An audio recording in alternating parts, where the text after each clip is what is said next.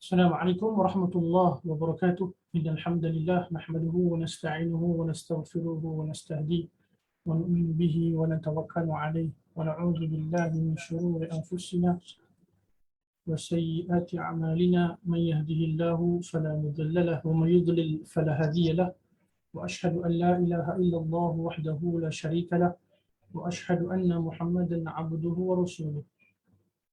يا أيها الذين آمنوا اتقوا الله حق تقاته ولا تموتن إلا وأنتم مسلمون. يا أيها الناس اتقوا ربكم الذي خلقكم من نفس واحدة وخلق منها زوجها وبث منهما رجالا كثيرا ونساء، واتقوا الله الذي تساءلون به والأرحام إن الله كان عليكم رقيبا. يا أيها الذين آمنوا اتقوا الله وقولوا قولا سديدا يصلح لكم أعمالكم ويغفر لكم ذنوبكم، ومن يطع الله ورسوله فقد فاز فوزا عظيما. أما بعد فإن أصدق الحديث كتاب الله، وخير الهدي هدي محمد صلى الله عليه وسلم، وشر الأمور محدثاتها فإن كل محدثة بدعة وكل بدعة ضلالة وكل ضلالة في النار، أو كما قال النبي صلى الله عليه وسلم. Alhamdulillah, hadirin yang dirahmati dan dikasihi Allah Subhanahu wa taala, kita bersyukur pada Allah Subhanahu wa taala. Allah Subhanahu wa taala memudahkan lagi bagi kita dapat bersama-sama berkumpul pada pagi ini dalam majlis ilmu. Semoga Allah Subhanahu wa taala memberikan kepada kita ilmu yang bermanfaat insya-Allah, dan dipermudahkan dapat kita beramal dan kita sampaikan kepada orang yang lain. Semoga semua hadirin dalam keadaan sihat dan afiat insya-Allah. Semoga semuanya senantiasa dalam keadaan sihat dan senantiasa dalam rahmat dan kasih sayang Allah Subhanahu wa taala. Hadirin yang dirahmati Allah taala, insya-Allah kita sambung pengajian kita berkaitan dengan qawaid Quraniyah, kaedah-kaedah dalam Al-Quran dalam kehidupan kita. Dan pada pagi ini insya-Allah kita akan sama-sama memulakan kaedah yang ke-31. Kaedah yang ke-31 tuan-tuan ni. Dan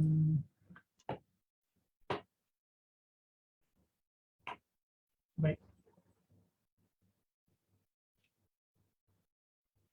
Kaedah afwan, 31 pula. Kaedah yang ke-32 tuan-tuan, afwan. Kaedah yang ke-32 dan kaedah yang pertama yang kita pelajari insya-Allah taala pada pagi ini merupakan di antara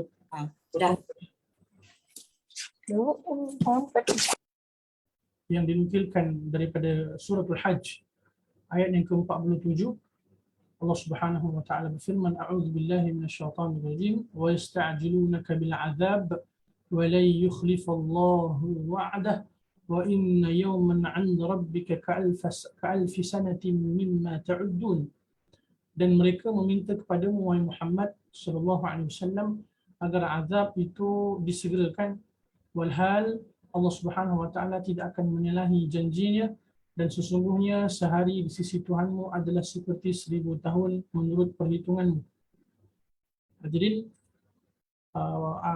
prinsip ataupun kaedah yang ke-32 ni tuan-tuan merupakan di antara potongan ayat daripada suratul Hajj ayat yang ke-47. Pengenalan berkaitan dengan kaedah ini tuan-tuan ya. Kaedah ini merupakan kaedah yang berkaitan dengan keimanan yang berkait rapat dengan realiti yang berlaku di kalangan umat pada hari ini. Maksudnya kaedah ini merupakan di antara bentuk kaedah bagaimana ia berkait dengan keimanan kepada janji-janji Allah Subhanahu wa taala yang umumnya ramai di kalangan manusia, hatta mereka yang beriman kepada Allah Subhanahu wa taala tidak yakin ataupun ragu-ragu dengan apa yang dinyatakan oleh Allah Subhanahu wa taala di dalam Al-Quran. Sedangkan Allah Subhanahu wa taala jelas menyatakan bahawa walay yukhlifallahu wa'dah, dan Allah Subhanahu wa taala tidak akan sekali-kali menyalahi janji Allah Subhanahu wa taala. Pada masa yang sama hadirin yang dirahmati Allah, kaedah ini juga merupakan di antara kaedah yang memberikan ancaman kepada siapa? Kepada orang-orang kafir yang menentang dakwah Islam dengan penentangan dan pendustaan, ejekan serta cumuhan. Selain daripada kaedah ni berkait dengan keimanan khusus buat mereka yang beriman kepada Allah tuan-tuan, pada masa yang sama ia juga merupakan satu bentuk ancaman kepada siapa tuan-tuan? Kepada mereka yang tidak beriman kepada Allah.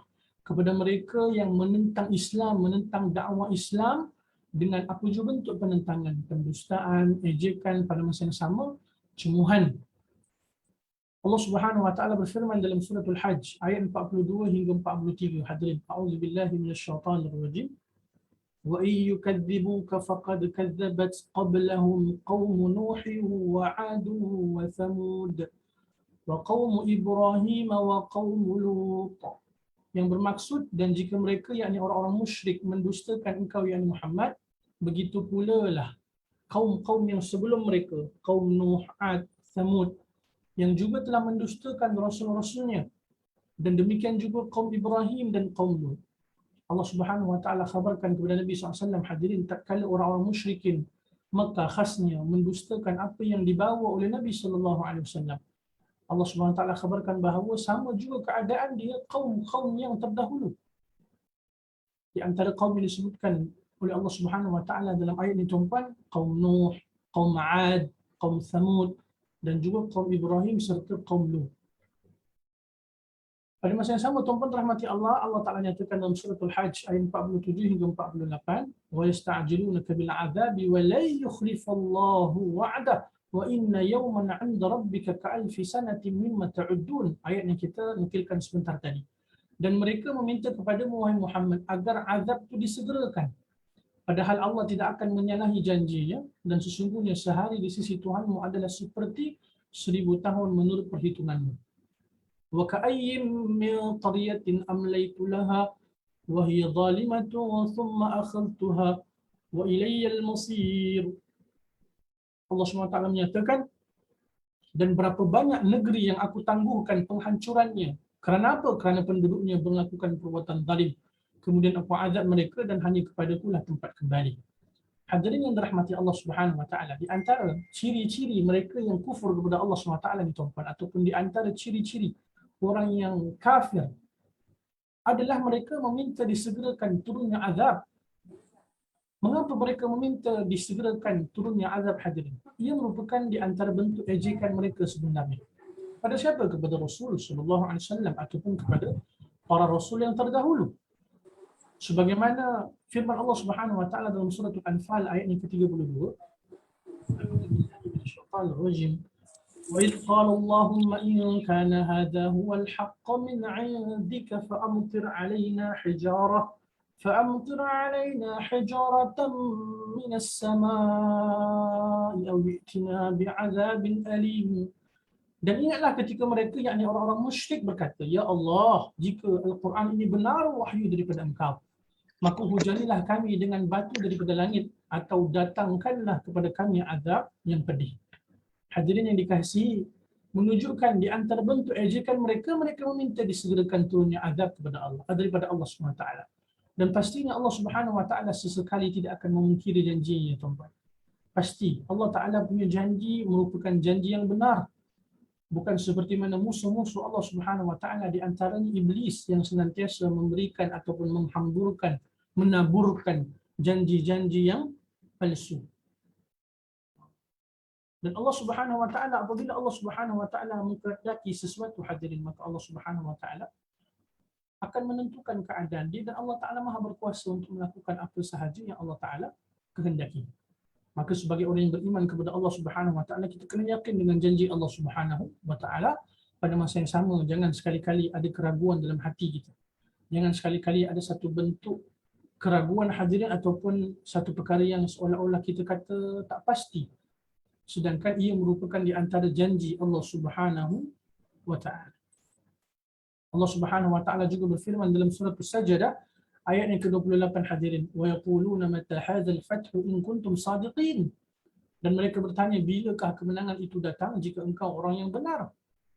Lalu Allah Subhanahu wa taala jawab dengan ayatnya dalam surah Al-Hajj ayat yang ke-44, hadirin yang dirahmati Allah Subhanahu wa taala, fa amlaytu lil kafirin, namun aku memberikan tangguh waktu kepada orang-orang kafir. Hadirin yang dirahmati dan dikasihi Allah Subhanahu wa taala, melalui beberapa ayat yang kita nyatakan sebentar tadi, tuan-tuan, maka kita boleh buat satu bentuk kesimpulan bahawa apabila ia merupakan janji Allah Subhanahu wa taala, maka ia merupakan satu bentuk khusus untuk kebaikan, tuan-tuan. Bila mana kita menyatakan janji Allah, ia merupakan khusus dengan kebaikan seperti mana yang diisyaratkan oleh para ulama tafsir, seperti yang juga dijelaskan oleh Dr. Umar dalam kitab beliau, tuan-tuan yang dirahmati Allah. Pada masa yang sama, hadirin yang dirahmati Allah Ta'ala, sedangkan ancaman daripada Allah Subhanahu Wa Ta'ala berkaitan dengan keburukan. Maka kita boleh membuat satu bentuk kesimpulan, hadirin, janji Allah Ta'ala apabila kita menyatakan ia merupakan di antara janji Allah, ia berkait dengan janji dalam bentuk kebaikan. Janji dalam bentuk kebaikan. Pada masa yang sama, tuan-tuan dirahmati Allah, bila mana Allah Ta'ala menyebutkan satu bentuk ancaman, maknanya ancaman itu berkaitan dengan apa? Berkaitan dengan keburukan. Ya. Kemudian, di antara perkara yang kita boleh simpulkan, hadirin yang dirahmati Allah, dan ada satu perkara yang kita nak ceritakan juga berkaitan dengan janji-janji Allah Ta'ala, pada masa yang sama ia merupakan satu bentuk janji yang benar daripada Allah Subhanahu Wa Ta'ala, ia merupakan perkara yang hak. Sebaliknya janji-janji yang palsu yang disebarkan ataupun ditaburkan oleh iblis merupakan di antara janji yang penuh dengan kedustaan, tuan-tuan. Baik, ada beberapa perkara yang boleh kita simpulkan melalui kaedah kita yang pertama ini. Yang pertama sekali, orang beriman wajib beriman dengan janji Allah Subhanahu Wa Ta'ala. Pastinya, tuan-tuan, jangan ragu-ragu apa yang Allah Ta'ala janjikan, ia merupakan janji yang benar. Innaka la tukhliful mi'ad. Sesungguhnya Allah Ta'ala tidak sekali-kali memungkiri janji Allah. Kemudian hadirin, perintah Allah Ta'ala untuk terus menyampaikan dan menyebarkan agamanya, sibukkan diri dengan tanggungjawab sebagai hamba-Nya. Maksudnya, tuan-tuan rahmati Allah, bila mana Allah Ta'ala memberi ancaman kepada musuh-musuh Allah Ta'ala dengan azab, dengan bala sebagai contoh, maka kita perlu sibukkan diri kita dengan perkara yang lebih utama, tuan-tuan. Perkara yang lebih penting sebenarnya, iaitu macam mana untuk kita terus menyampaikan agama, menyebarkan agama.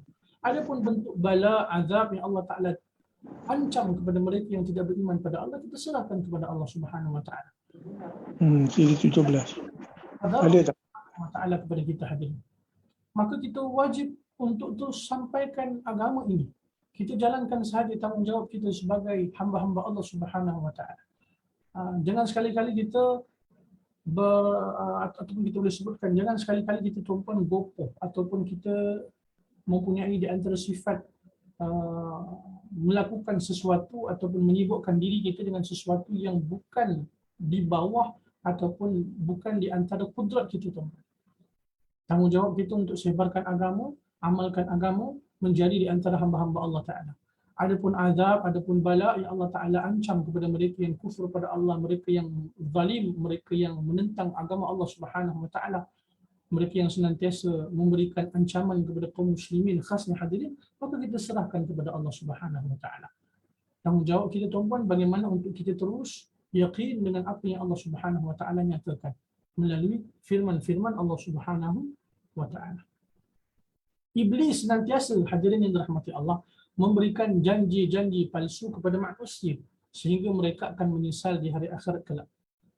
Allah Subhanahu Wa Ta'ala menyatakan di dalam Al-Quran, tuan-tuan yang dirahmati Allah, berkaitan dengan perkara ini di dalam surah Ibrahim ayat 22 hingga 23, tuan-tuan. Surah Ibrahim ayat 22 hingga 23, yang mana di dalam ayat ini Allah Ta'ala merakamkan di antara khutbah iblis yang akan menyentuh hati para pendengar dia, tuan-tuan, di kalangan pengikut dia. Allah Subhanahu Wa Ta'ala berfirman, A'udzu billahi minasyaitanir rajim. Wa qala asy-syaitanu lamma qudiya al-amru inna Allaha wa'adakum wa'adal haqq wa wa'adtukum fa akhlaftukum wa ma kana li 'alaykum min sultanin illa an da'awtukum fastajabtum li fala talumuni wa lumu anfusakum ma ana bimusrikhikum wa ma antum bimusrikhi inni kafartu bima asyraktumuni min qabl innal zalimina lahum azabun alim. Kemudian hadirin yang dirahmati Allah Subhanahu Wa Ta'ala, pada ayat yang seterusnya Allah Subhanahu Wa Ta'ala menyatakan pada ayat dalam surah Ibrahim ayat yang ke-23, hadirin yang dirahmati Allah Subhanahu Wa Ta'ala. Pada surah Ibrahim ayat yang ke-23. Naam. Allah Subhanahu Wa Ta'ala menyatakan, وأدخل الذين آمنوا وعملوا الصالحات جنات تجري من تحتها الأنهار خالدين فيها بإذن ربهم. Maksudnya, hadirin tuan-tuan perempuan yang dirahmati dan dikasihi Allah Ta'ala, dan berkatalah syaitan ataupun iblis, tatkala hisab telah diselesaikan, Inna Allah wa'adakum wa'adal haqq. Sesungguhnya Allah Subhanahu wa Ta'ala telah menjanjikan kepada kalian dengan janji yang benar. Dan aku pun telah menjanjikan kepada kalian, tetapi aku menyalahinya ataupun aku melanggarinya, aku mendustakan janji yang aku sebarkan, taburkan kepada kalian. Sekali-kali tidak ada kekuasaan bagiku terhadap kalian, melainkan sekadar aku menyeru kalian, lalu kalian mematuhi seruanku. Aku sekali-kali tidak dapat menolong kalian, dan kalian pun sekali-kali tidak dapat menolong aku. Sesungguhnya aku tidak membenarkan perbuatan kalian yang menyekutukan aku dengan Allah Subhanahu wa Ta'ala sejak dahulu. Sesungguhnya orang-orang zalim itu mendapat siksaan yang pedih. Kemudian pada ayat yang ketiga, hadirin yang dirahmati Allah, dan dimasukkanlah orang-orang yang beriman dan beramal saleh ke dalam syurga yang mengalir di bawahnya sungai-sungai, mereka kekal di dalamnya dengan seizin Tuhan mereka. Hadirin yang dikasihi Allah SWT, ini merupakan di antara khutbah ataupun ucapan iblis yang akan disampaikan di hadapan pengikutnya di neraka Allah Subhanahu wa Ta'ala.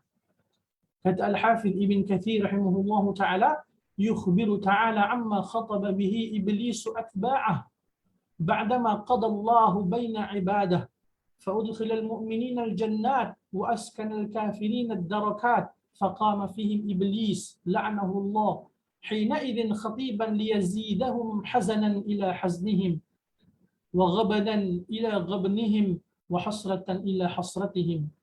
Kata Al-Hafidh Ibn Kathir rahimahullahu ta'ala, Allah Subhanahu wa ta'ala mengkhabarkan tentang khutbah ataupun ucapan yang akan disampaikan oleh iblis kepada para pengikutnya, hadirin. Setelah Allah Ta'ala memutuskan menghisap para hambanya, lalu Allah Subhanahu wa Ta'ala memasukkan orang beriman ke dalam syurga, dan Allah Ta'ala menempatkan orang-orang kafir ke dalam neraka Jahannam, maka iblis berdiri dan berkhutbah kepada para pengikutnya agar semakin bertambah kesedihan di atas kesedihan mereka, kerugian di atas kerugian mereka, serta penyesalan di atas penyesalan mereka, tuan-tuan. Al-Imam Al-Hasan Al-Basri rahimahullahu ta'ala berkata, "Idza kana yaumul qiyamah qama iblis khatiban 'ala mimbar min nar faqala inna Allaha wa'adakum wa'dal haqq wa wa'adtukum fa akhlaftukum." Tatkala hari kiamat, iblis berdiri di atas sebuah mimbar daripada api lalu berkhutbah sedaya berkata, sesungguhnya Allah Ta'ala telah menjanjikan kepada kalian janji yang benar, dan aku pun telah menjanjikan kepada kalian janji yang salah. Hadirin, dan pada masa yang sama pastinya para pengikut iblis akan menyesal dengan satu bentuk penyesalan yang ketika itu tak ada guna dah penyesalan, tuan-tuan dirahmati Allah. Tuan-tuan bayangkan dalam keadaan azab berada di hadapan mata, kemudian iblis pula berlepas diri, tuan-tuan. Iblis pun berlepas diri daripada pengikut-pengikut dia. Iblis sama sekali tidak akan bertanggungjawab dengan apa yang dilakukan, hadirin yang dirahmati Allah. Apa kata iblis? Hadirin yang dirahmati Allah, dia kata apa, tuan-tuan dirahmati Allah Ta'ala? Illa an da'autukum fastajabtum li. Aku tak ada apa-apa kuasa, melainkan aku hanya menyeru kalian dan kalian terima ataupun terima seruan aku. Maka ketika itu apa kata iblis, hadirin? Apa ucapan iblis? Fala talumuni walumu anfusakum. Maka kalian janganlah cerca aku, maka kalian janganlah hina ataupun marah kepada saya ataupun aku itu, hadirin. Walumu anfusakum, maka kalian salahkanlah ataupun maka kalian cercalah diri kalian sendiri. Hadirin yang dirahmati Allah Ta'ala, tuan-tuan bayangkan, iblis akhirnya apa, berlepas diri dengan apa yang dilakukannya. Iblis senantiasa, syaitan itu senantiasa menaburkan janji-janji yang palsu kepada kita semua, tuan-tuan. Akhirnya bila mana Allah Subhanahu wa Ta'ala telah zahirkan azab di hadapan kita semua, wal-'iyadzu billah, kepada pengikut iblis, tuan-tuan, kepada pengikut iblis yang merupakan di antara penduduk neraka Allah Ta'ala, wal-'iyadzu billah, semua Allah pelihara kita semua. Ketika itu iblis menyampaikan ucapan berlepas diri, tuan-tuan dirahmati Allah, maka menyesallah penduduk neraka Allah dengan satu bentuk penyesalan yang ketika itu tak ada guna dah. Maka hadirin yang dirahmati Allah Subhanahu wa Ta'ala, semoga Allah Subhanahu wa Ta'ala memudahkan insya-Allah Ta'ala kepada kita dapat senantiasa terus yakin dan terus yakin dengan apa yang dijanjikan oleh Allah Subhanahu wa Ta'ala pada masa yang sama, tuan-tuan dirahmati Allah. Semoga Allah Ta'ala memberikan kita perlindungan daripada godaan, hasutan, janji-janji palsu daripada iblis la'anahumullahu ta'ala. Dan pastinya hadirin, di antara bentuk usaha kita untuk senantiasa diberikan perlindungan oleh Allah daripada godaan iblis bagaimana tuan-tuan? Dengan berusaha untuk senantiasa melazimi lafaz ataupun ucapan ta'awuz, a'udzubillahi minasyaitanir rajim. Pada masa yang sama hadirin yang dirahmati Allah Ta'ala, kita kena senantiasa berdoa memohon kepada Allah agar Allah Ta'ala berikan kita perlindungan. Sebab apa tuan-tuan? Iblis la'anahumullah merupakan di antara hamba-hamba Allah ataupun makhluk Allah Ta'ala yang Allah Ta'ala telah berikan penangguhan buat umur mereka sehingga hari kiamat. Maknanya mereka ni tuan-tuan mempunyai pengalaman yang sangat luas, khususnya dalam menyesatkan manusia. Dan kita sangat berharap kepada Allah Ta'ala agar Allah Subhanahu Wa Ta'ala dengan rahmat dan kasih sayang senantiasa memberikan kita perlindungan tuan-tuan. Pada masa yang sama senantiasa memberikan kita hidayah, petunjuk, melindungi kita daripada apa jua bentuk godaan hasutan iblis. Sebab kita tak mampu tuan-tuan melainkan dengan rahmat, bantuan, kasih sayang daripada Allah Subhanahu Wa Ta'ala. Kita yakin bahawasanya janji Allah itu benar dan pada masa yang sama ancaman Allah Ta'ala juga benar. Semoga Allah memberikan kita keberkatan insya-Allah Ta'ala. Wallahu Ta'ala a'lamu bis-shawab. Seterusnya hadirin yang dirahmati Allah Ta'ala, kita pergi kepada kaedah yang ke-33 yang merupakan kaedah yang kedua yang kita nak pelajari pada pagi ini, yang dinukilkan oleh Dr. Umar Hafizahullah dalam kitab beliau Qawaid Quraniyah, nukilan daripada potongan ayat dalam surah Al-Qasas ayat yang ke-77. Allah Subhanahu Wa Ta'ala menyatakan ataupun dinukilkan di dalam Al-Quranul Karim, wabtaghi fima ataakallahu ad-daral akhirah ولا تنس نصيبك من الدنيا وأحسن كما أحسن الله إليك ولا تبغ الفساد في الأرض إن الله لا يحب المفسدين.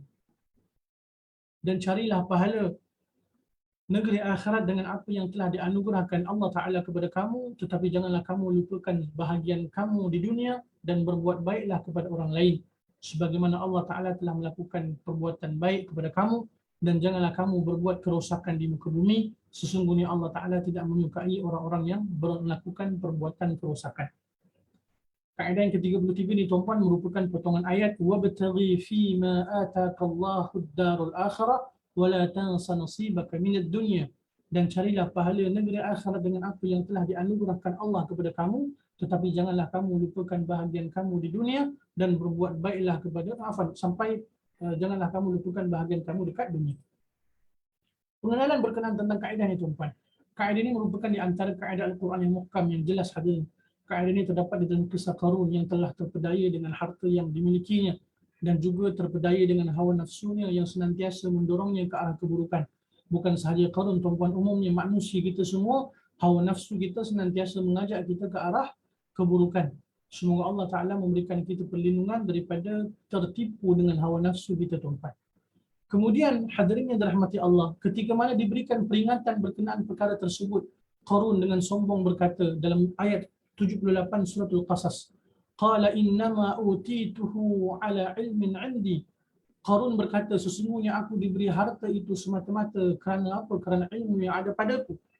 Yang mana menunjukkan bahawa tuan-tuan yang dirahmati Allah, seolah-olah Qarun ini dengan sifatnya yang sombong menganggap bahawa apa yang dia miliki bukan daripada Allah. Sebaliknya apa yang dimiliki disebabkan ilmu dia, disebabkan apa yang ada pada diri dia sendiri.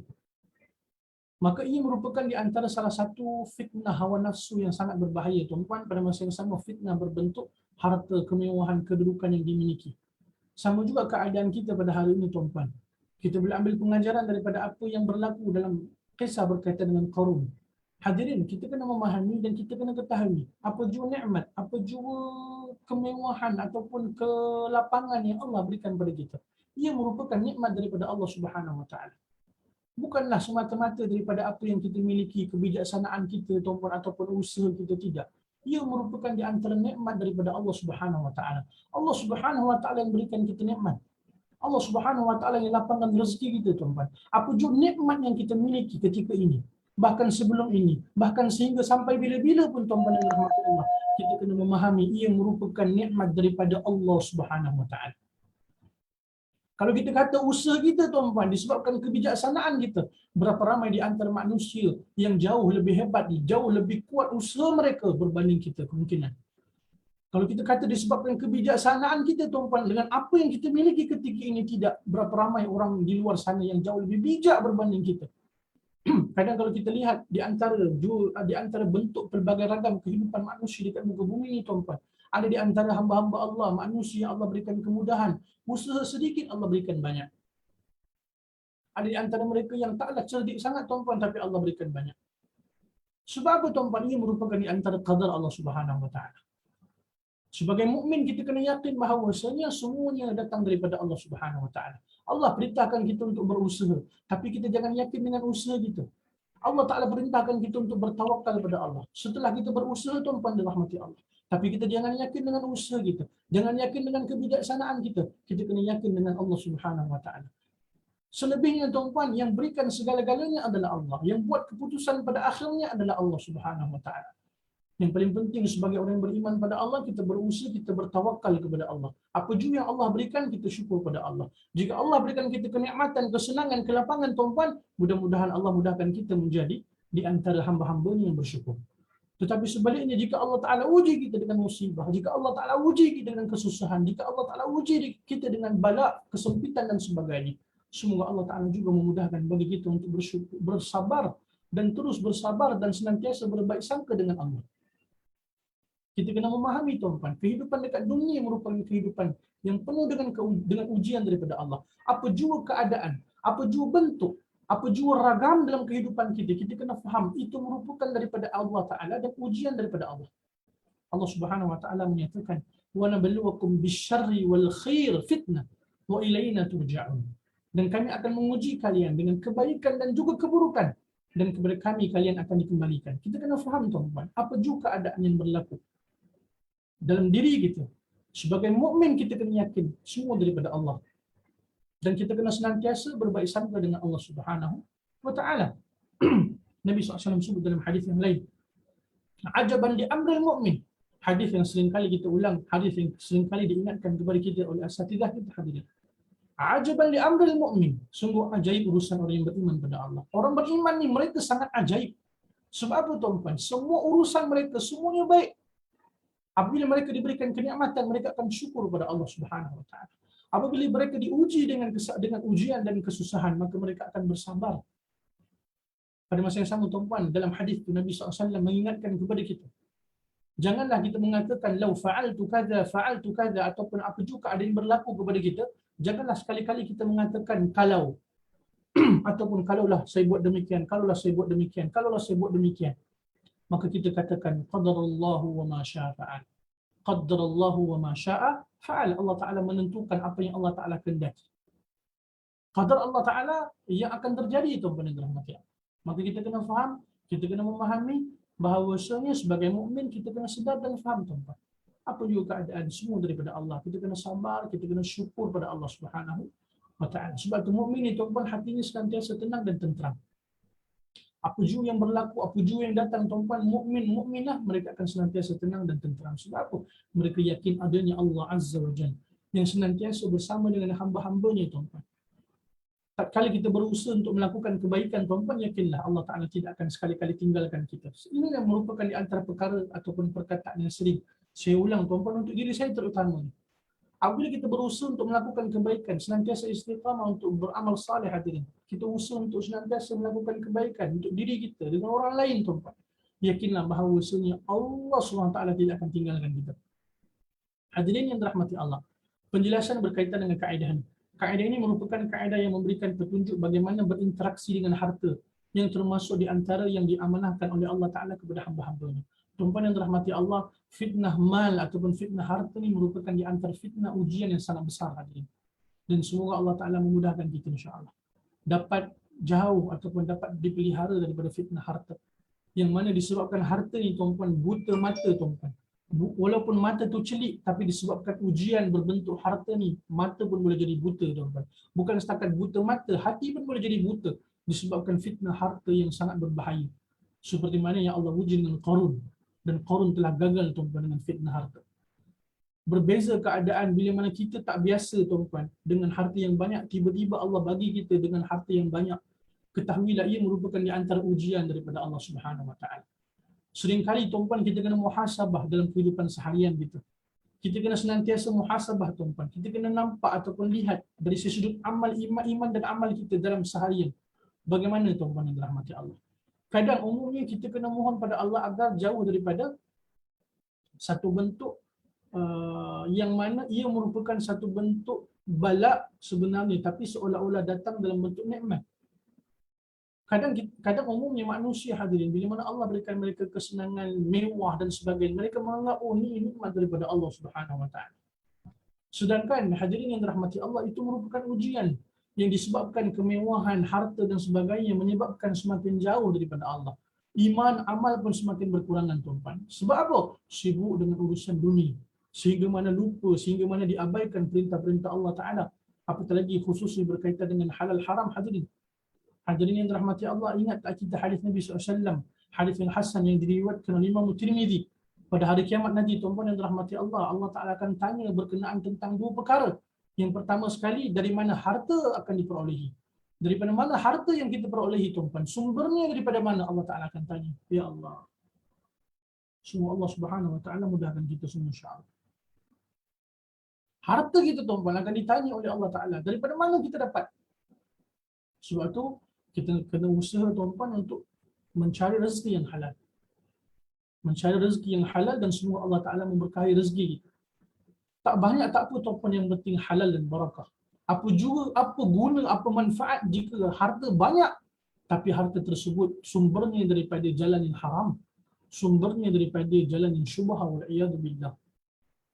Sebab itu di antara doa yang kita mohon kepada Allah Ta'ala tuan-tuan, dan ia merupakan di antara doa untuk apa?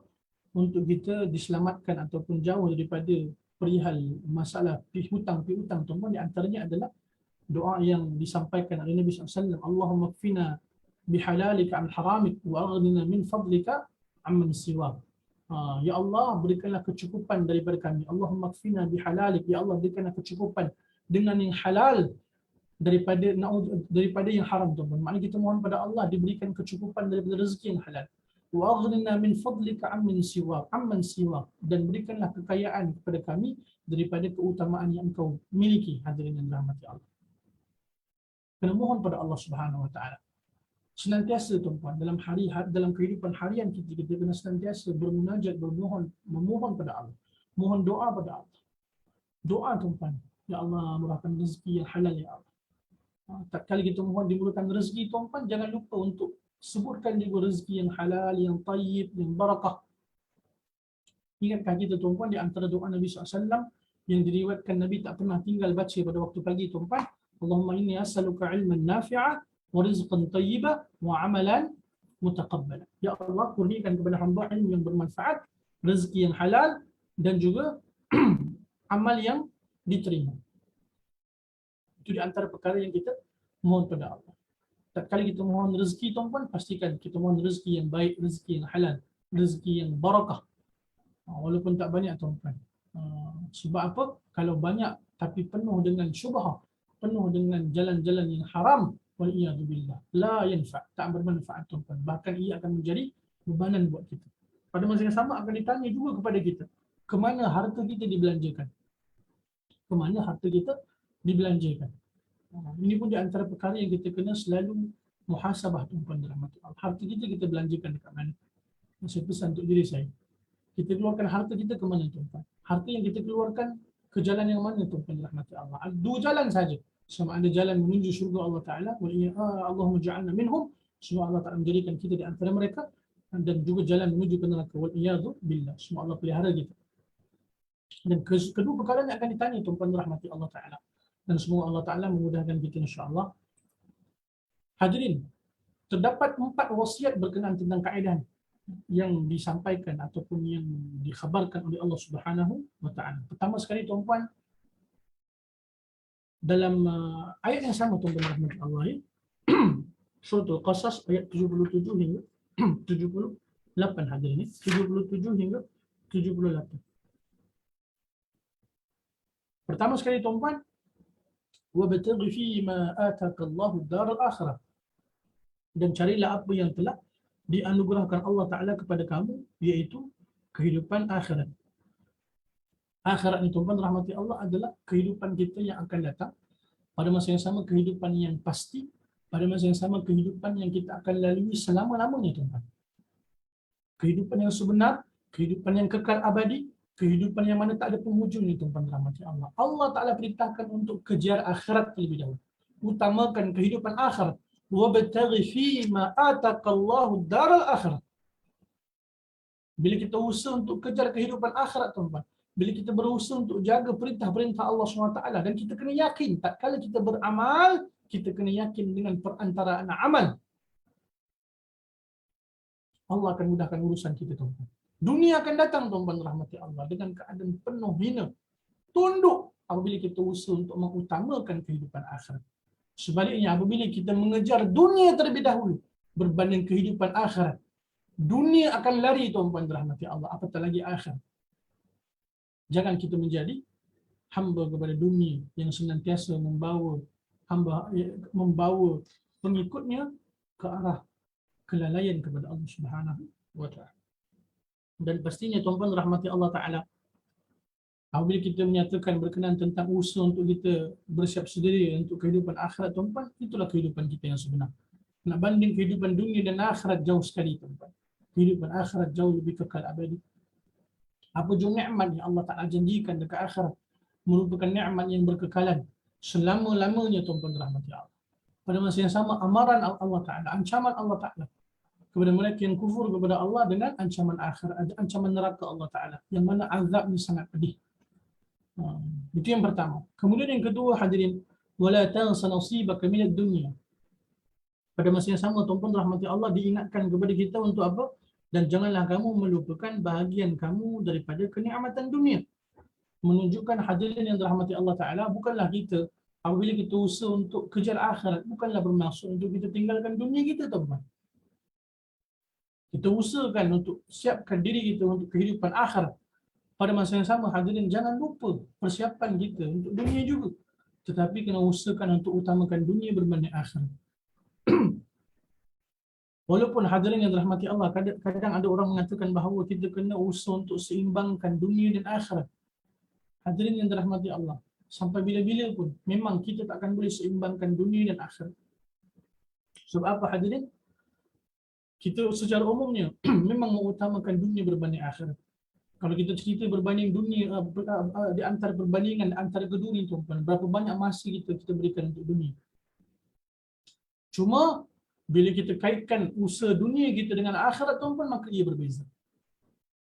Tetapi sebaliknya apabila dibahagikan ataupun dibandingkan di antara dunia dan juga akhirat, kalau kita kata pembahagian masa dunia akhirat tuan-tuan, berapa banyak masa kita berikan dunia dan berapa banyak pula masa yang kita berikan untuk akhirat, memang tak seimbang hadirin. Jauh bezanya. Untuk akhirat berapa banyak sahaja masa kita berikan untuk akhirat. Sebab tu hadirin yang rahmati Allah Ta'ala, kita kena faham bukanlah bermaksud bila kita menyatakan untuk kita usahakan kehidupan akhirat, persiapkan kehidupan akhirat, buat persiapan, buat pelaburan untuk akhirat, bukanlah bermaksud untuk kita tinggalkan dunia ni tuan-tuan. Allah perintahkan kita untuk mencari rezeki, untuk memberikan keperluan, kecukupan kepada keluarga kita tuan-tuan. Pada masa yang sama ingat, kena utamakan kehidupan akhirat berbanding kehidupan dunia. Sebab apa tuan-tuan rahmati Allah? Allah Ta'ala juga melarang kita daripada menjadi di antara hamba-hamba Allah yang meminta-minta kepada manusia yang lain. Wal'iyadhu billah.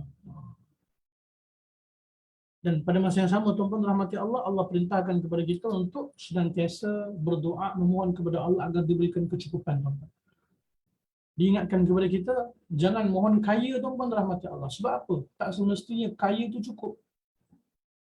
Kita kena mohon agar Allah berikan kecukupan tuan-tuan. Bila mana Allah berikan kita sifat qanaah, maka berarti kita lah orang yang paling kaya sebenarnya. Kalau kaya pun tuan-tuan tapi tak cukup, maka ia akan menjadi sebab hati gelisah, sempit dan sebagainya. Bebanan hutang piutang, wal'iyadzubillah tuan-tuan. Tetapi bila mana kita mohon kepada Allah agar diberikan kecukupan tuan-tuan, diberikan keberkahan, insya-Allah Ta'ala. Apa jua yang Allah berikan pada kita, apa jua yang kita miliki ketika ini, insya-Allah kita akan rasa cukup, hati kita akan tenang, bahkan keberkatan kepada harta-harta kita tuan-tuan. Bukan sahaja manfaat untuk diri kita, pada masa yang sama juga akan memberi manfaat kepada orang lain. Bukan sahaja menjadi sebab kebaikan untuk diri dan keluarga kita sahaja, pada masa yang sama ia juga akan memberi manfaat kepada orang yang lain. Kemudian wasiat yang ketiga hadirin, wa ahsin kama ahsanallahu ilaik. Allah Subhanahu wa taala menyatakan, dan berbuat baiklah kepada orang lain sebagaimana Allah Taala telah berbuat baik kepada kamu. Allah Subhanahu wa taala juga berfirman dalam surah Ar-Rahman ayat yang ke-60, hal jazaa'ul ihsani illa al-ihsan. Tidak ada balasan kebaikan kecuali kebaikan pula. Hadirin yang dirahmati Allah Taala, ingatlah tak kala kita berusaha untuk melakukan kebaikan tuan-tuan, jangan merasakan ia satu perbuatan yang sia-sia. Allah Ta'ala sangat mencintai orang-orang yang suka untuk berbuat kebaikan. Tuan-tuan yang dirahmati Allah, saya pesan untuk diri saya khasnya dan juga tuan-tuan semua, kita teruskan untuk berbuat kebaikan. Terus melakukan kebaikan tuan-tuan. Jadi di antara manusia yang bermanfaat untuk orang lain. Bahkan ia merupakan di antara sebaik-baik manusia yang kata Nabi SAW, khairun nas anfa'uhum linnas. Sebaik-baik manusia adalah mereka yang memberikan manfaat untuk orang lain. Tuan-tuan, kita mudahkan urusan orang lain, Allah akan mudahkan urusan kita. Itu di antara bentuk sunnatullah dalam keadaan urusan kat dunia ni, tuan-tuan yang dirahmati Allah. Kita nak kebaikan tuan-tuan, kita buat baik. Kita nak apa juga bentuk kelapangan buat kita, tuan-tuan dirahmati Allah Ta'ala, kita kuatkan amal saleh kita berbentuk memberikan manfaat untuk orang lain. Kalau kita dengar perkongsian-perkongsian mereka yang Allah Ta'ala berikan satu bentuk kelapangan tuan-tuan, satu bentuk zahirnya bantuan Allah Subhanahu Wa Ta'ala yang Allah berikan pada mereka. Apa di antara panduan ataupun perkongsian yang bermanfaat yang diberikan hadirin? Bila kita berusaha untuk memudahkan orang lain, kita berusaha untuk membantu orang lain, kita berusaha untuk apa lagi tuan-tuan rahmati Allah, memudahkan orang lain, membuat orang lain gembira, membuat orang lain tersenyum tuan-tuan, mudahkan urusan orang lain, bantu orang lain. Insya-Allah semua kebaikan yang kita usahakan tersebut akan berbalik kepada diri kita. Dan jangan berputus asa tuan-tuan. Semua itu tidak akan sia-sia. Semua akan dinilai oleh Allah Subhanahu Wa Taala. Semua akan tercatat di buku catatan amal saleh kita insya-Allah. Allah Subhanahu Wa Taala berfirman dalam surah An-Nur ayat yang ke-22, "Wal ya'fu wal yasfahu, ala tuhibbuna ay yaghfirallahu lakum wallahu ghafurur rahim." Dan hendaklah kamu memaafkan dan juga berlapang dada. Apakah kamu tidak ingin jika Allah mengampuni kamu, dan Allah Maha Pengampun lagi Maha Penyayang. Itu di antara bentuk janji Allah Subhanahu Wa Taala kepada kita tuan-tuan. Teruslah berusaha untuk menjadi orang baik. Teruslah berusaha untuk menjadi orang yang memberi manfaat kepada orang lain. Kemudian wasiat yang keempat tuan-tuan rahmati Allah, wala tabghil fasada fil ard innallaha la yuhibbul mufsidin. Dan janganlah kamu berbuat kerosakan di muka bumi, sesungguhnya Allah Taala tidak menyukai perbuatan orang-orang yang melakukan kerosakan. Apa juga bentuk kerosakan tuan-tuan? Kita jauhi. Lawan kepada perbuatan baik adalah perbuatan buruk. Janganlah menjadi orang yang menyusahkan orang lain. Janganlah menjadi orang yang diceritakan keburukan-keburukan kita. Wal'iyadzubillah. Kita nak usaha tuan-tuan macam mana untuk menjadi asbab kebaikan kepada orang lain. Jangan menjadi sebaliknya tuan-tuan, yang mana Allah Ta'ala tak suka dengan perbuatan tersebut. Janganlah menjadi sebab kita menyusahkan orang lain. Janganlah disebabkan kita ni tuan-tuan orang lain jadi mendapat keburukan ataupun mendapat kemudaratan. Kita nak menjadi orang yang senantiasa melakukan kebaikan hadirin. Dan akhirnya hadirin yang dirahmati Allah Subhanahu Wa Taala, ingatlah bahawasanya Allah perintahkan kita untuk mencari kedua perkara, dunia dan juga akhirat. Tetapi kita kena ingat bahawasanya kena diutamakan kehidupan akhirat. Apabila kedua-duanya datang tuan-tuan kepada kita, utamakanlah kehidupan akhirat. Nescaya dunia pun akan datang tuan-tuan. Tetapi sebaliknya bila mana kita mengambil dunia tuan-tuan, dunia pun tak pasti akan dapat, apatah lagi akhirat akan semakin jauh daripada kita. Kesimpulannya hadirin yang dirahmati dan dikasihi Allah Ta'ala. Pertama sekali, perintah Allah Ta'ala untuk manusia berusaha mengejar kebaikan kehidupan di dunia dan juga kebaikan dekat akhirat. Bahkan di antara doa yang diriwayatkan Rasul sallallahu alaihi wasallam banyak baca dalam kehidupan Nabi tuan-tuan adalah doa di dalam Al-Quran, Rabbana atina fid dunya hasanah wa fil akhirati hasanah wa qina adzabannar. Ya Allah, wahai Rabb kami, berikanlah kebaikan kepada kami kehidupan dekat dunia dan juga berikanlah kepada kami kebaikan dekat akhirat, dan peliharalah kami daripada azab neraka Allah Subhanahu Wa Taala. Pada masa yang sama tuan-tuan rahmati Allah, kita berusaha untuk menghayati kisah-kisah yang penuh dengan pengajaran bermanfaat dalam Al-Quran. Seperti mana kita ketahui tuan-tuan, disebutkan oleh Imam Qurtubi rahimahullahu taala dalam kitab tafsir beliau, Tafsir Al-Qurtubi, isi kandungan Al-Quran ini tuan-tuan ada 3 isi kandungan yang utama. Yang pertama sekali berkaitan dengan tauhid. Yang kedua tuan-tuan berkaitan dengan qisas ataupun qasas ataupun kita sebutkan kisah-kisah yang Allah Ta'ala cerita di dalam Al-Quran. Kemudian yang ketiga berkaitan dengan hukum ahkam syariat. Maka tuan-tuan rahmati Allah, kisah-kisah yang Allah Ta'ala nukilkan di dalam Al-Quran penuh dengan kisah-kisah yang bermanfaat, penuh dengan pengajaran, penuh dengan manfaat dan kebaikan. Maka kita usahalah untuk memahaminya, ambil pengajaran daripada apa yang Allah Ta'ala khabarkan cerita dalam Al-Quran. Tuan-tuan, cerita-cerita dalam Al-Quran merupakan cerita-cerita yang benar. Tak ada keraguan padanya, tuan-tuan rahmati Allah. Tak ada keraguan padanya. Zalikal kitab la raiba fih. Allah Subhanahu wa taala nyatakan. Zalikal kitab la raiba fih. Al-Quranul Karim merupakan kitab yang Allah Taala nyatakan tak ada keraguan baginya. Hudal lil muttaqin, sebagai hidayah petunjuk kepada orang yang bertakwa kepada Allah. Sebab itu tuan-tuan rahmati Allah, bila kita membaca Al-Quran tanpa kita berusaha untuk memahaminya, memahami isi kandungannya, memahami kisah-kisah yang terdapat di dalam Al-Quran, maka rugi tuan-tuan rahmati Allah. Pahala insya-Allah kita akan dapat, tapi keutamaan lebih besar daripada itu, pahala yang jauh lebih besar daripada itu adalah dengan berusaha untuk memahami, menghayati, mentadabburi ayat-ayat Al-Quran dalam Al-Quran Karim. Kisah-kisah yang penuh dengan tauladan dan pengajaran tuan-tuan. Kisah-kisah yang terdahulu dan kisah-kisah yang akan datang.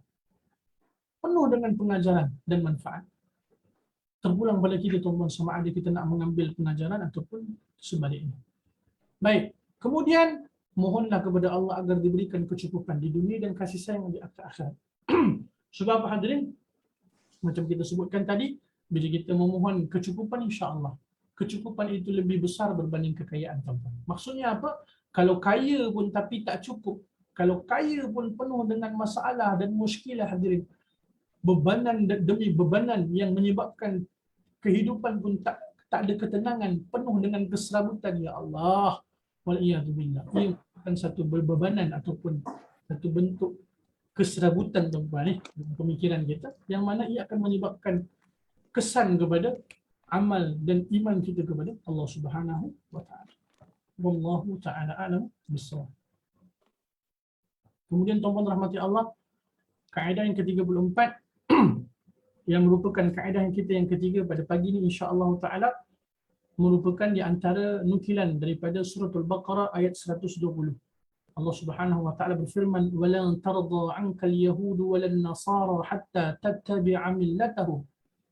Qul inna hudallahi huwal huda wa la in ittaba'ta ahwa'ahum ba'da alladhi ja'aka minal 'ilm ma laka minallahi min waliyyin wala nasir."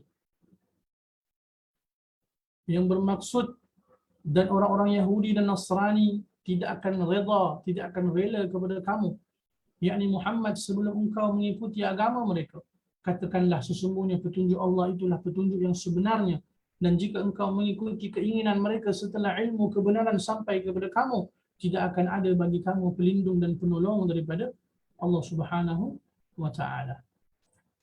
Hadirin yang dirahmati Allah, kaedah yang ke-34 merupakan potongan ayat walan tarda 'ankal yahudu walan nasara hatta tattabi'a millatahum.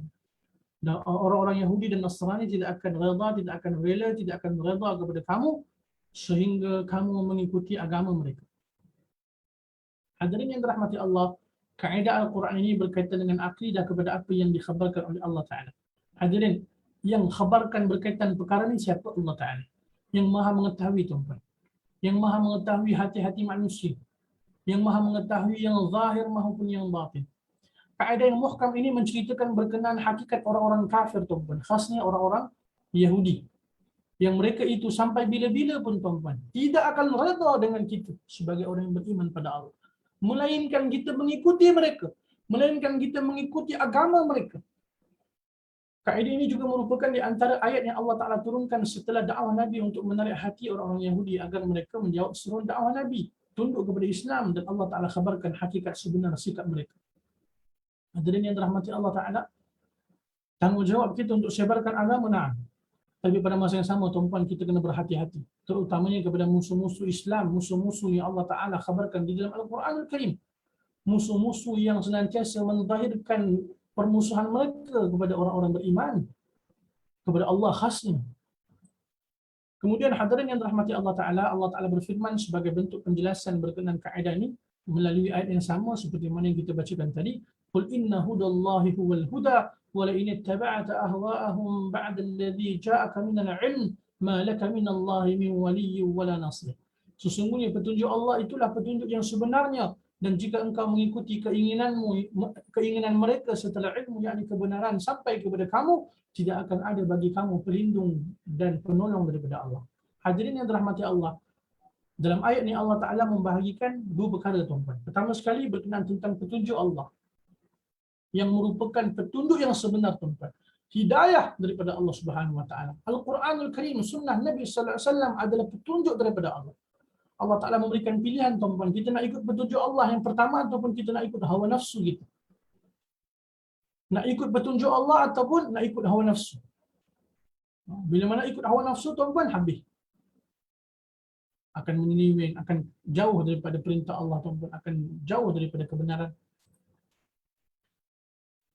Kaedah yang muhkam ni diucapkan oleh Allah Ta'ala yang maha mengetahui, sama ada yang rahsia maupun yang tersembunyi. Allah Ta'ala nyatakan dalam suratul Mulk ayat yang ke-14, ala ya'lamu man khalaqa wa huwal latiful khabir.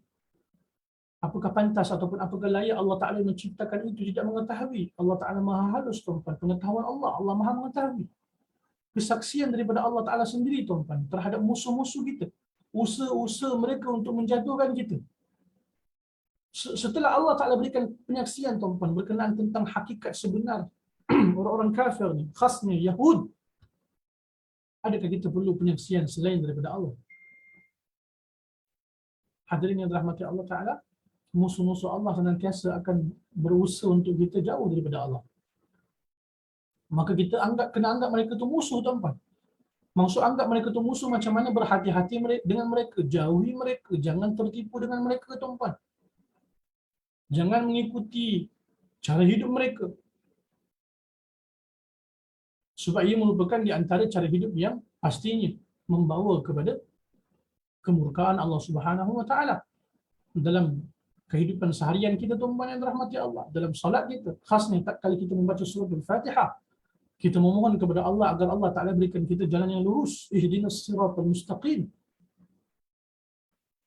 Jalan yang lurus ni jalan yang bagaimana, tuan-tuan? Siratal ladzina an'amta alaihim. Jalan yang Allah Ta'ala berikan nikmat ke atas mereka. Di kalangan siapa? Nabiyyin, siddiqin, wasyuhada, wassalihin. Pada masa yang sama, tuan-tuan, kita mohon pada Allah agar Allah Ta'ala lindungi kita daripada siapa? Ghairil maghdubi alaihim. Kita mohon pada Allah bukan daripada jalan mereka yang dimurkai. Siapa mereka yang dimurkai, tuan-tuan? Daripada kalangan orang-orang Yahudi yang mengetahui kebenaran tetapi pada masa yang sama menyelesaikan kebenaran. Tidak mengikuti kebenaran walaupun telah jelas di hadapan mata kebenaran.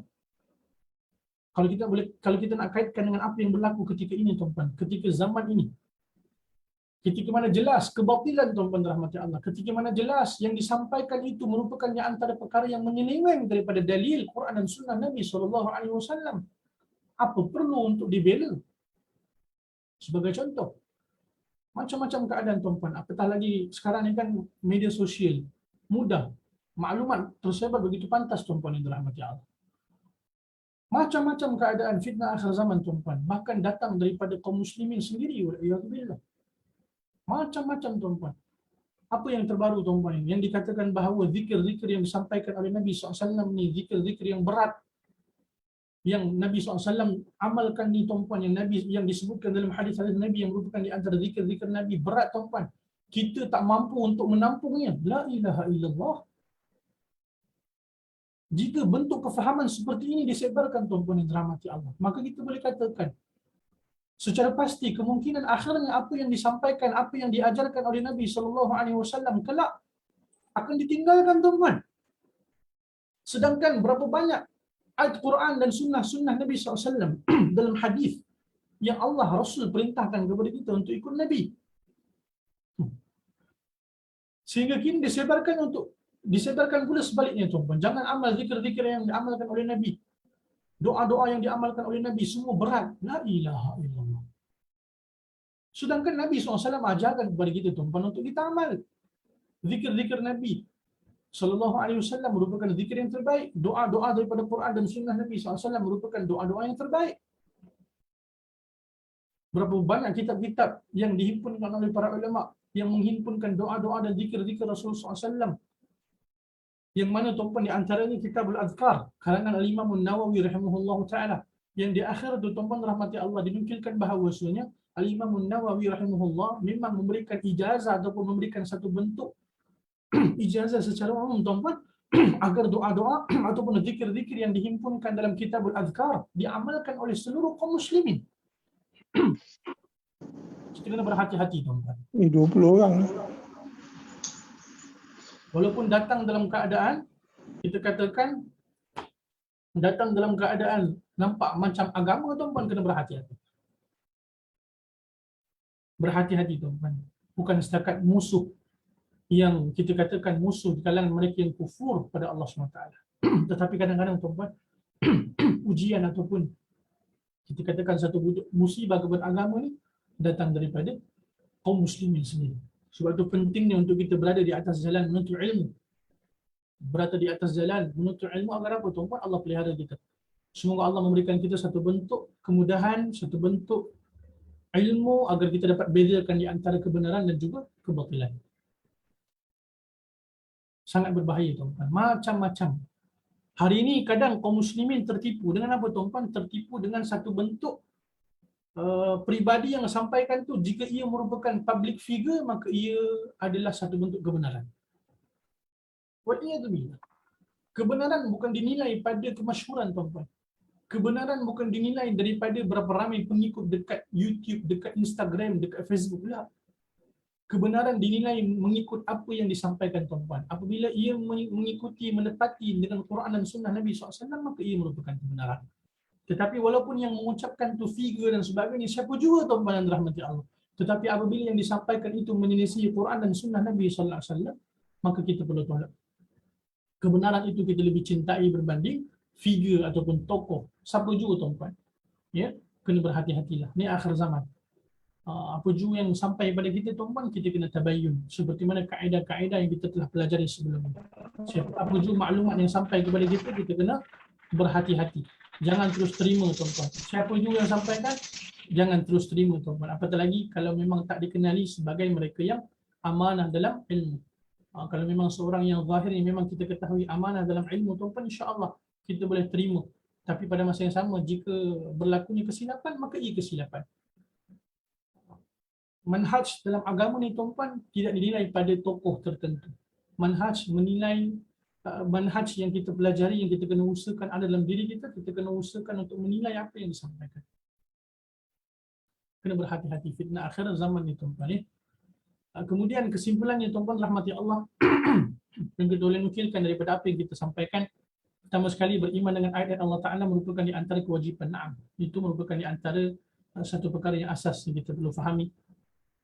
Kemudian yang kedua tuan-tuan, orang kafir yang memusuhi kaum muslimin sampai bila pun mereka tidak akan meredai sehingga kaum muslimin mengikuti agama mereka. Kena berhati-hati tuan-tuan. Kalau dah memang musuh Islam yang Allah Ta'ala nyatakan dalam Al-Quran, maka mereka tetap musuh kita. Kita berhati-hati dengan mereka. Lihatlah apa yang berlaku tuan-tuan, saudara-saudara kita dekat bumi Palestin ketika ini. Kan? Kita kena senantiasa mohon kepada Allah agar Allah Ta'ala memberikan perlindungan kepada mereka tuan-tuan. Menguatkan hati-hati mereka, memberikan bantuan kepada mereka tuan-tuan dirahmati Allah. Semoga musuh Allah Ta'ala itu akan dijauhkan, akan diangkat segera daripada bumi yang sangat mulia, bumi Palestin. Pada masa yang sama, dunia-dunia yang lain tuan-tuan, dunia kaum muslimin yang lain, negara-negara Islam yang lain, kita doakan tuan-tuan dirahmati Allah agar Allah Ta'ala memberikan mereka kekuatan, hati-hati mereka diteguhkan. Sampai bila-bila pun tuan-tuan. Hatta dekat dalam negara kita berdoa kepada Allah agar Allah pelihara, agar Allah Ta'ala senantiasa memberikan petunjuk kepada pemimpin-pemimpin kaum muslimin kita yang memimpin negara kita tuan-tuan. Doakan kebaikan untuk mereka. Semoga Allah mudahkan mereka dapat memikul amanah dan tanggungjawab ini dengan baik, sebab ia merupakan amanah dan tanggungjawab yang akan dijawab di hadapan Allah. Hadirin yang dirahmati Allah, yang terakhir sekali, kenalilah musuh-musuh kita yang dikhabarkan melalui Quran dan Sunnah. Untuk apa tuan-tuan? Untuk kita kenal. Kenal ni untuk apa? Untuk kita jauhi mereka, pada masa yang sama untuk kita berhati-hati dengan mereka. Kebenaran tuan-tuan kita kena ketahui, kebatilan pun kita kena tahu. Sama juga keadaan tauhid kita kena tahu tuan-tuan, syirik pun kita kena tahu.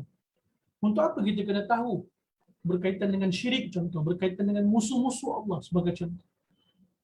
untuk kita jauhi daripada mereka. Pada masa yang sama untuk kita pelihara diri kita daripada ujian dan fitnah daripada mereka. Ala kulli hal hadirin yang dirahmati Allah, beberapa kaedah yang kita kongsikan pada pagi ini mudah-mudahan insya-Allah perkongsian yang bermanfaat. Semoga tuan-puan juga beroleh sesuatu yang bermanfaat. Mudah-mudahan apa yang saya sampaikan saya sendiri berambil iktibar, tuan-puan juga beroleh ilmu yang bermanfaat insya-Allah taala. Wallahu taala alam bissawab. Silakan tuan-puan jika ada persoalan mungkin boleh ditanyakan.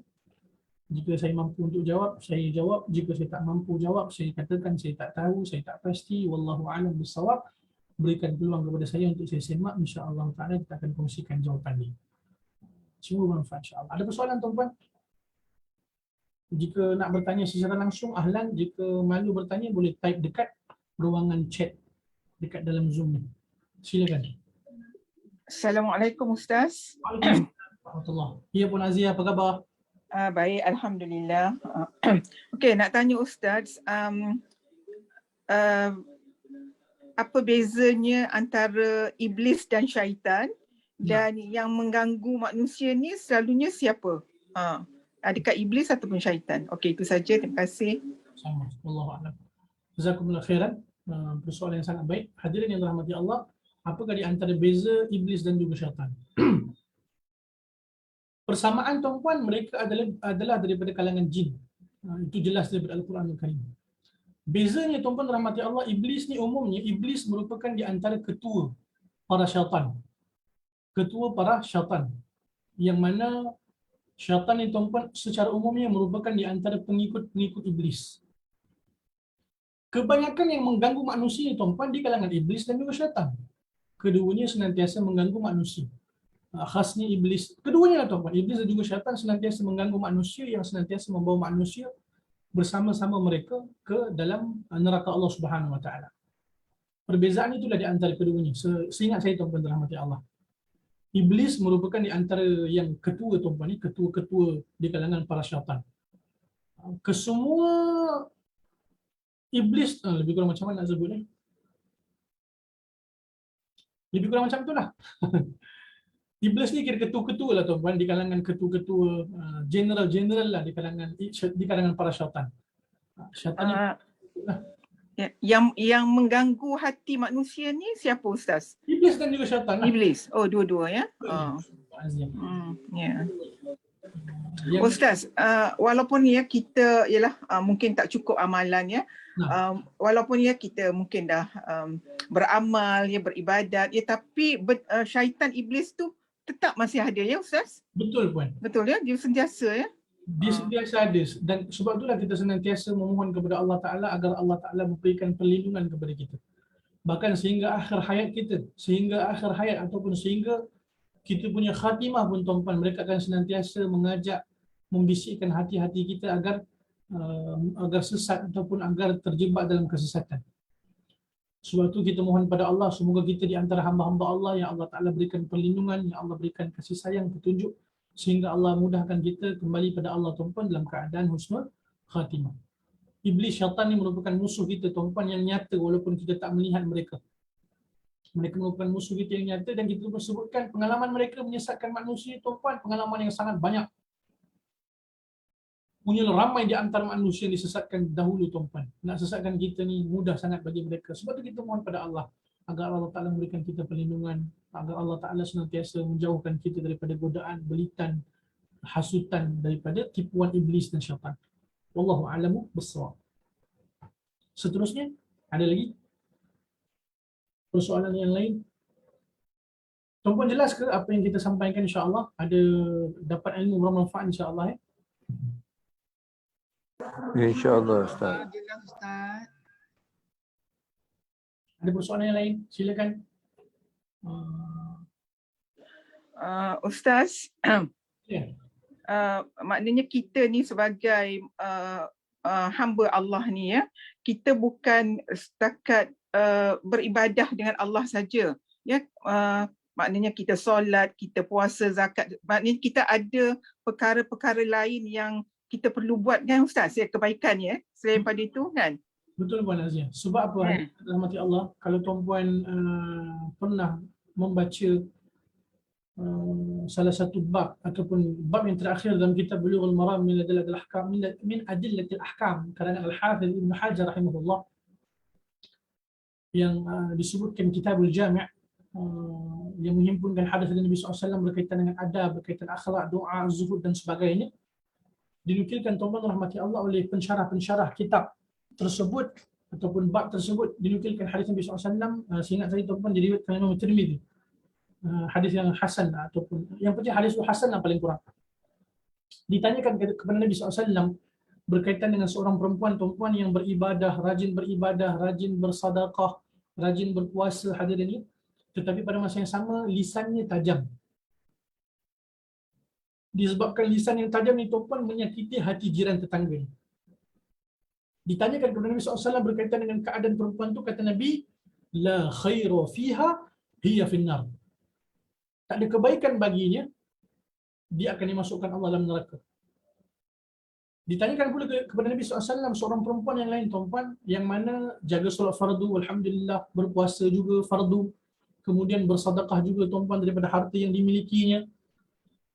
Pada masa yang sama, lidahnya ataupun dia seorang yang memiliki akhlak yang mulia, tidak menyakiti hati jiran tetangga di tuan. Kata Nabi SAW, hiya fil jannah. Dia akan dimasukkan ke dalam syurga Allah Ta'ala. Menunjukkan tuan rahmati Allah, kita kena faham, kita bukan sahaja kena jaga hubungan kita dengan Allah.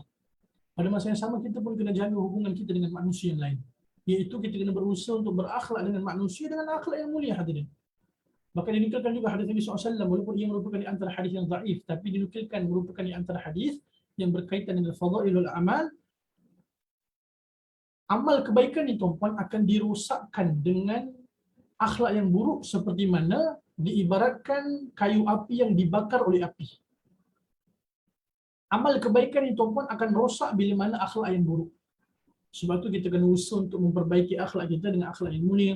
Pada masa yang sama, terlalu banyak keutamaan akhlak yang mulia tuan-tuan. Di antaranya, di antara sebab yang banyak menyebabkan manusia masuk ke dalam syurga Allah Ta'ala adalah akhlak yang mulia. Bahkan orang yang paling dekat dengan Nabi SAW dekat syurga Allah Ta'ala adalah orang yang paling baik akhlak yang mulia, orang yang mempunyai akhlak yang mulia, seperti mana yang thabit daripada hadis-hadis Nabi SAW yang sahih. Sebab tu tuan-tuan yang dirahmati Allah, kita kena jaga dua bentuk hubungan dengan Allah Ta'ala, hablum minallah, dan juga hubungan di antara sesama manusia, hablum minan nas. Bahkan sebenarnya tuan-tuan dijelaskan juga oleh para ulama, hubungan dengan manusia itu sangat berat tuan-tuan. Adapun Allah Ta'ala juga berat, tetapi Allah Ta'ala itu maha pengampun, maha penyayang, maha luas rahmat Allah Ta'ala. Untuk manusia tuan-tuan, tanggungjawab sangat besar tuan-tuan, sangat berat. Wallahu Ta'ala alam bisawab. Semua Allah mudahkan kita insya-Allah dapat menjaga kedua-dua bentuk hubungan ni dengan baik. Barakallahu fikum. Wa iyyakum, jazakumullah khairan. Ada yang lain tuan-tuan? Barakallahu fikum. Semoga perkongsian kita pada pagi ini perkongsian yang bermanfaat. Semua Allah mudahkan kita semua dapat ambil iktibar amal yang disampaikan insya-Allah. Mohon maaf sekiranya ada terdapat kesalahan dan kekhilafan daripada apa yang saya sampaikan tuan-tuan. Mohon untuk nasihat dan teguran. Jazakumullah khairan. Semoga tuan-tuan juga beroleh ilmu yang bermanfaat pada pagi ini. Yang paling penting hadirin, kita usaha untuk kita ambil iktibar, kita amal dan sampaikan. Aqulu qouli hadza wa astaghfirullahal azim li wa lakum. Kita tutup pertemuan kita pada pagi ini dengan tasbih kafarah. Subhanakallahumma wa bihamdik, asyhadu an la ilaha illa anta, astaghfiruka wa atubu ilaik. Insya-Allah